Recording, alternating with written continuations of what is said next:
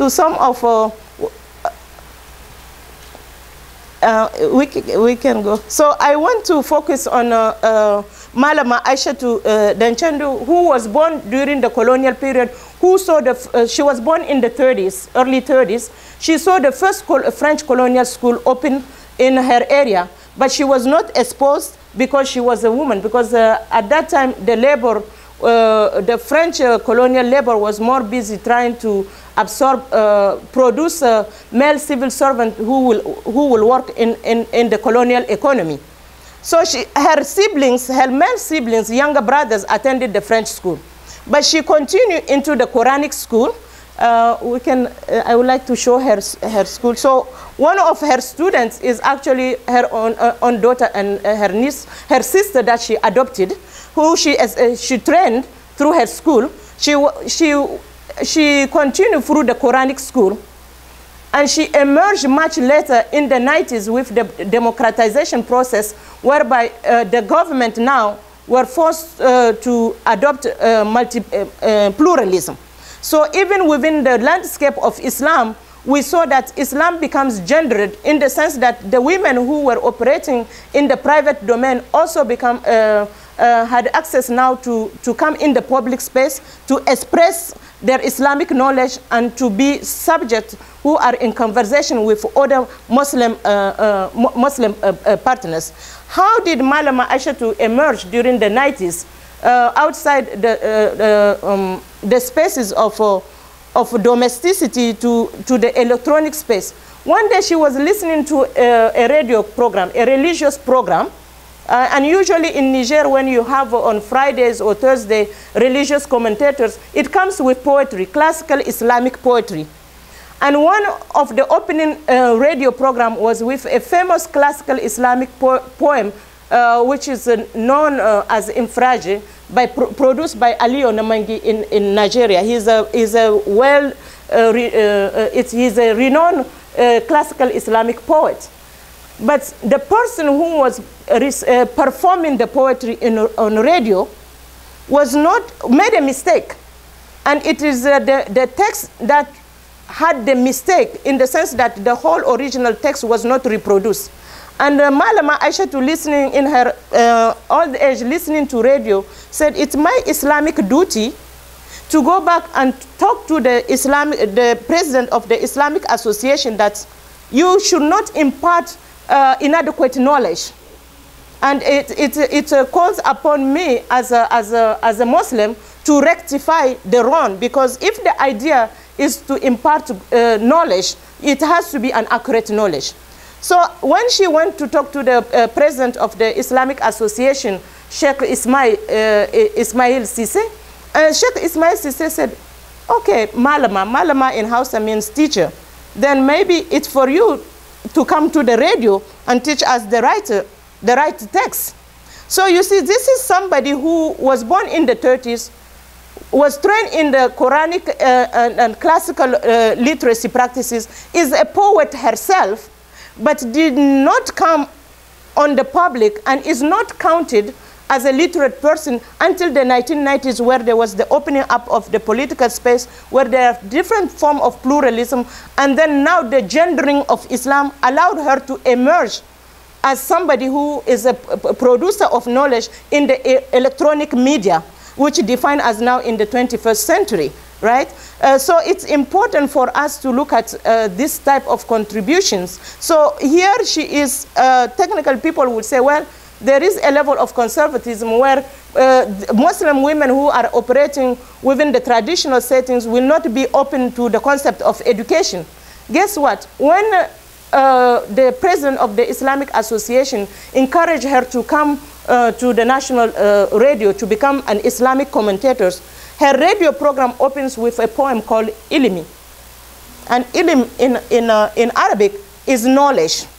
Okay? So it's a longish poem which has about, which in the verses, which is more than 50 lines, the word knowledge, ilm, is repeated 104 times.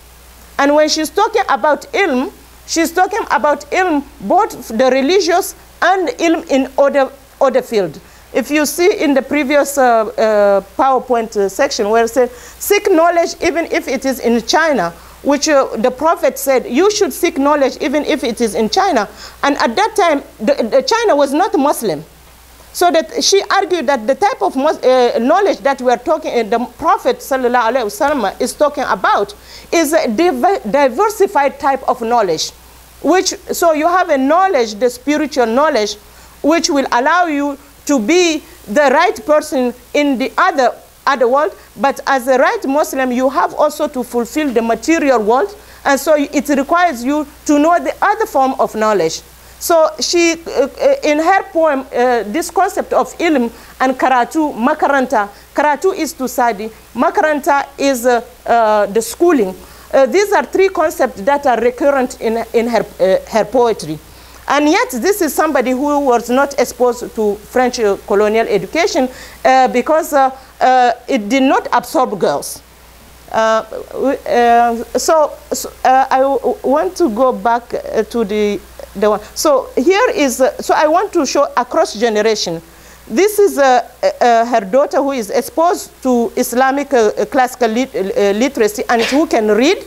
And then you have the daughter who is also somebody who is very exposed to classical Quranic literacy, but who attended also Western schooling. She is a midwife who has her own clinic. So here the convergence of the different type of knowledges are there. All these students that we see, they attend the formal schools and they attend also the religious schools. I want to go to, please. And so I wanted to show also the medium, the fabric, the material basis of literacy. So here you have the slate, which is the old tradition, having a conversation with the paper. And here, Malama Aishatu comes back on the radio and television. So she is really a person who is in conversation with modern technology. And is coming into our private space and is invading the public space. So when you think of literacy practices, we have to look at techno-literacy, because the radio, the television, we look at this, the old slate, the wood, and then the paper, having all conversation across generations. So this is the West Africa, and of course, since I am part of that heritage, you imagine that when we talk about West African Muslim contribution to the US, I have been teaching in the US. I've been here since 1880 as a student, and then now I'm a professor. I'm part of this subject that we are talking about.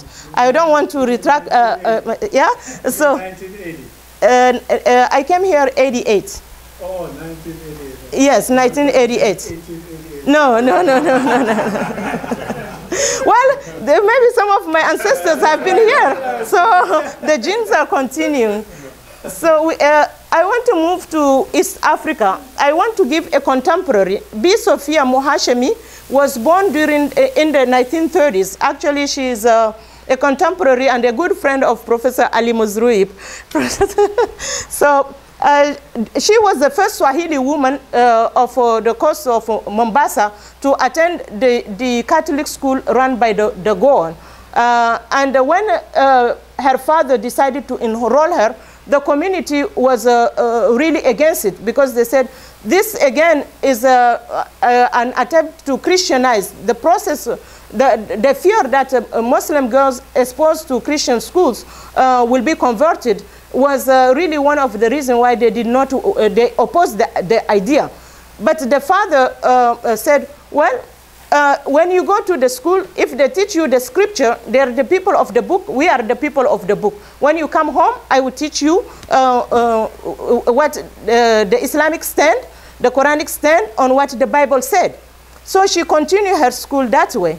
But again, as somebody who was born in the 30s, she finished her school and schooling, went to professional teacher school, schooling, the secular system. And until she retired, she looked at the ratio of literacy between the Muslims and the non-Muslim. And so there's a lot of gap. So the fear that of exposure to Christian curriculum was still prevalent in the 80s. And so B. Sophia Muhashemi decided, I have to do something about it because this is not right. She said, one of the things that is happening, as even here, is the privatization of the nursery schools, the daycare, right? It created inequalities. Educational opportunities and inequalities start at a very early age. The nursery school is the level where Muslim children are exposed to Quranic school traditionally. So she said, how are these, the disadvantaged communities going to compete when you are already having the Dora schools opening where they cannot afford this school? And they're afraid that they are going to lose on their Islamic character. So what she decided to do is to go back to the madrasa, transform the madrasa by training the madrasa teachers to integrate secular content and at the same time allow the Quranic content to be imparted so that the Muslim child, just like the way the Christian child or the Hindu child, because in East Africa religion is so diverse, will be also exposed to their religion, and it will not, the school will not be a space of fear, a space where you have to be extremely alienated in the 21st century. So her curriculum, she developed a curriculum which is called the integrated madrasa, which becomes so successful that even though she is a Sunni, she got the support of a Shia educational investor, which is the Aga Khan Foundation. And the Aga Khan Foundation injected so much money so that she can develop her curriculum and distribute it in the marginalized communities and making them at par with the private school and the middle class and upper middle class school. I want to go, please, Professor Wilson, to... So in that curriculum, you have Arabic Quranic literacy to assure that religious identity is there. Here is Sophia. So if you see here literacy, you have Arabic, you have English, I can read. You have also Kiswahili. Okay, so it is really a modernized system. It's very integrated culturally, religiously, because she doesn't want to lose out on the Swahili culture. It's not just Islam that we are dealing with. You also want the Africanity of Islam to be there. So Swahiliness is integrated. And then English, because you don't want to say, okay, just because I want to assure that their Islamic identity or Swahili identity or African identity is protected, then I'm not going to make them a competitive agent of the 21st century and beyond. So she integrated also English. So it's actually trilingual, tricultural negotiation, because we are modern Asians, whatever that is supposed to mean with it's good and bad. But that's what even children of the disadvantaged communities have to be exposed to. And she uses things, material that they can afford, because they cannot afford expensive books. She goes into the community and see what they can afford and make it the medium through which they carry the literacy content. So we talk about cultural identity. We can go. So in the development of material, all those goals are integrated, plus the technology. So here we have my book of Arabic numbers. I can read, and then other type of literacy practices. And so you see here. This is, I taught the classroom model, because she brings the teachers, the Quranic, the madrasa teachers, to try to give them something where they can develop when they go back into the rural areas or urban peripheries that are disadvantaged. So here, children learn by using all their senses. She picks things from the environment, the diet, vegetable, gardening, etc. All is there. Then numeracy, here you see, for instance, Indian, the numeral system, which, because it's the Indian Ocean. I talked about earlier the Sahel in the Sahara, but here the presence of the Indian Ocean is marked by the numeracy too, here, right? So health is integrated. nutrition, health, social skills, and behavior, which, yeah, so everything, she does it through, by taking into account Islamic ethics and cultural ethics. Yeah, so here we see that. And these are the madrasas, the Quranic schools, you know.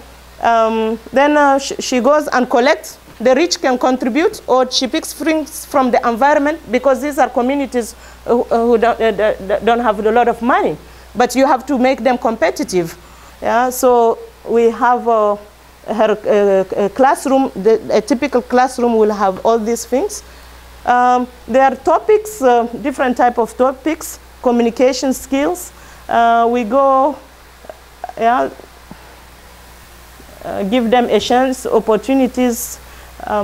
We can go, we can, yeah. So I just want you to see, and you see the object that you will see. You won't see those fancy stuff like in Dora classroom type, right? Or Mickey Mouse. But this is Swahili art, wood carving. She picks everything that is possible. If you finish with your perfume, she brings it in the classroom.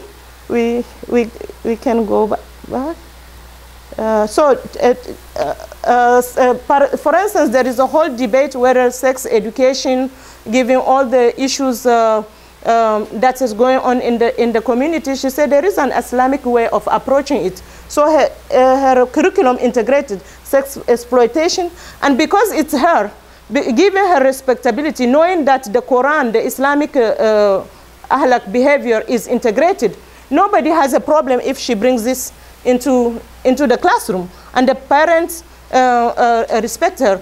And even so, the Kenyan Institute of Education was so excited about her curriculum, because even the teachers from the Christian and other faith-based came and saw the curriculum and said, we also want to adopt it, because it addresses some of our concern with the disadvantaged communities. I just want to stop it here. But thank you. Okay, thank you, sir. And finally, we're going to hear from Dr. Fallou Ngom.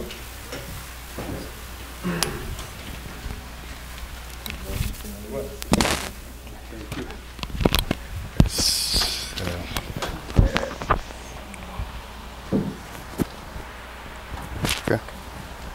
All right. Okay. Well, thank you very much. Usually I can talk pretty loud. Can you hear me? Yeah, all right. Okay. And since I have long legs too, I like to move. Okay. I think my big sister has given a very good introduction to what I will be talking about. The next page. The fundamental problem that I want to address is the assumptions that knowledge about Africa, or genuine knowledge about Africa, is either oral or in languages, in non-African languages. Okay? So we hear a lot that knowledge about Africa is either oral or in European languages, in French, etc., etc., when that's only one part of African history, of African knowledge productions.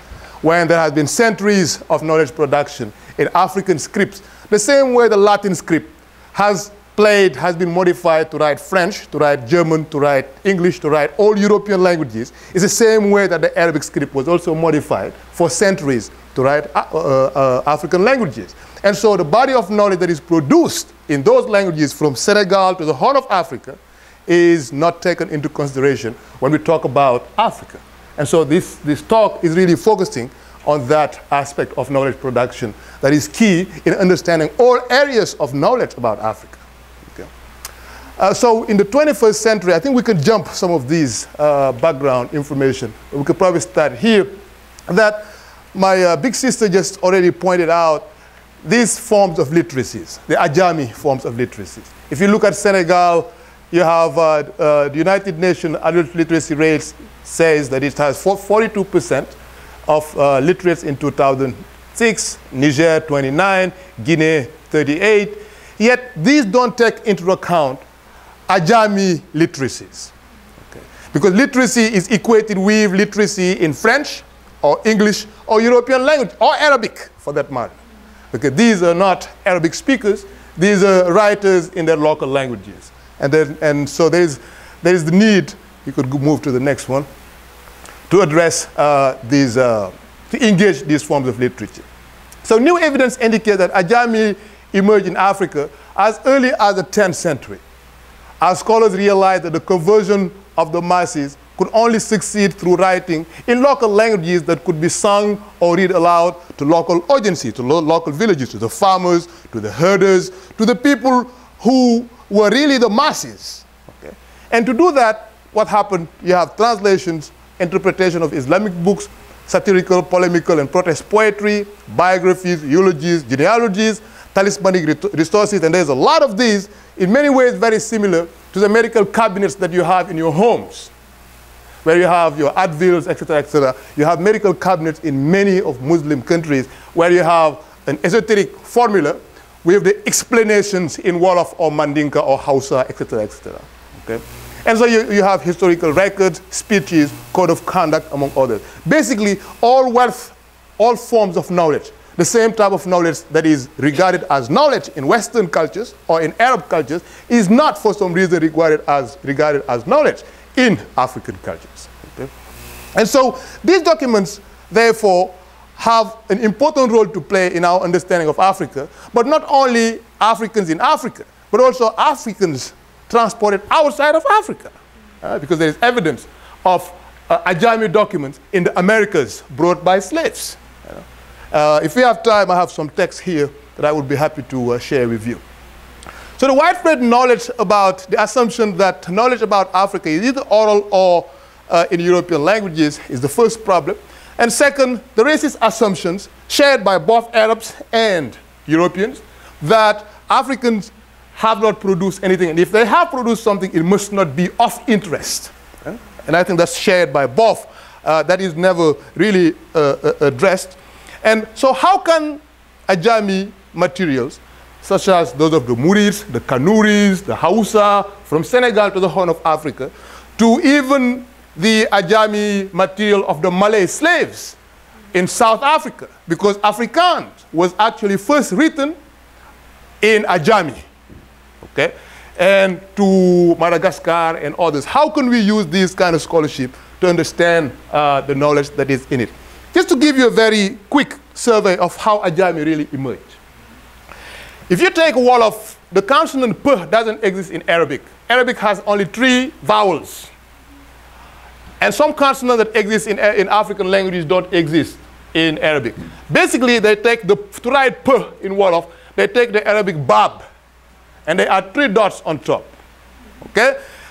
The G, you find in text the Kaf, which is K with 3 dots, or sometimes with the K. Because it's not standardized, you get variations. Okay? Sometimes the 3 dots could be below, sometimes it could be on the side, depending on the tradition where it emerged. Okay? This is basically not very different from montaña in Spanish with N and tilde.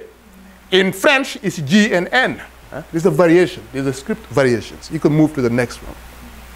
And so this is just, I want to show you one Ajami scholar who produced an internal version of the Murid history, which is not engaged. I mean, if you read their book and you read the books that are published about the Murids, it's like you were talking about 2 different groups.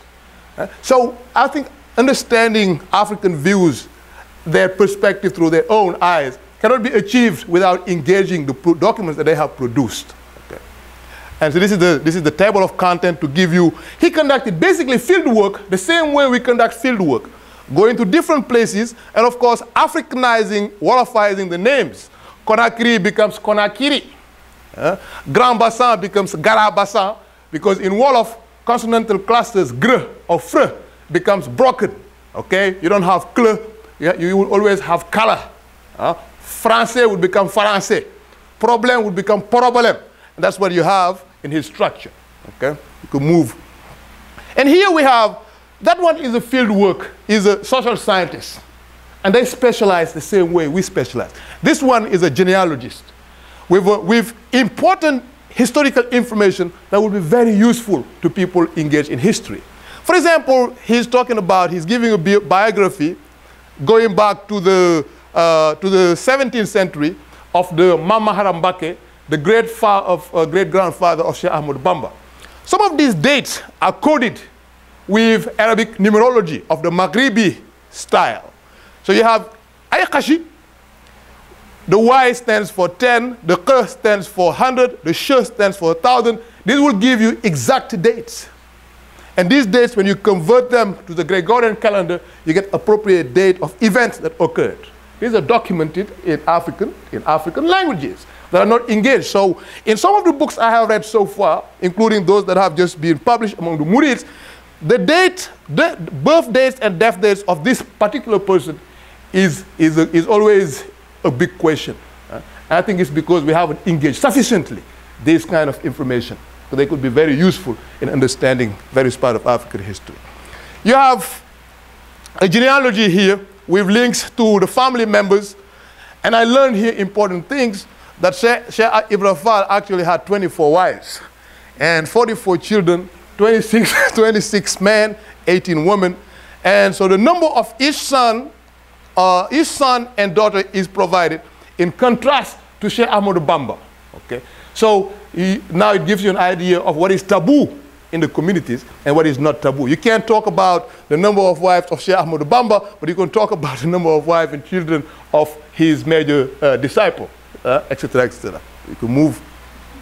And here you have Ajami in sciences.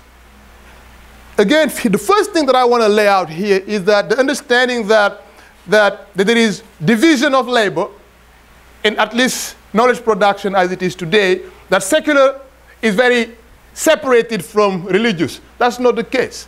Secular and religious are interwoven. And so that's what you find here. And I think one of the major problems is people have seen a text that starts with Bismillahir Rahmanir Rahim, which is the formula, and they say, oh, the rest must be religious. No, the rest could be about the beautiful woman that I miss. Because that's just how it is. So what we have here, we have a textbook that is a medical manual with prayers, but it's really medical.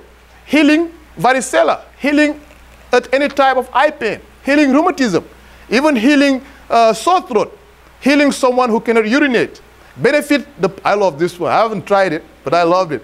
The benefits of the parrot's tongue for healing children with speech disorder. And then disciplining your enemy, you know, etc., etc. So these are some forms of localized knowledge reflecting African epistemologies that have never been really engaged the same way other forms of knowledge are engaged about Africa. You could move.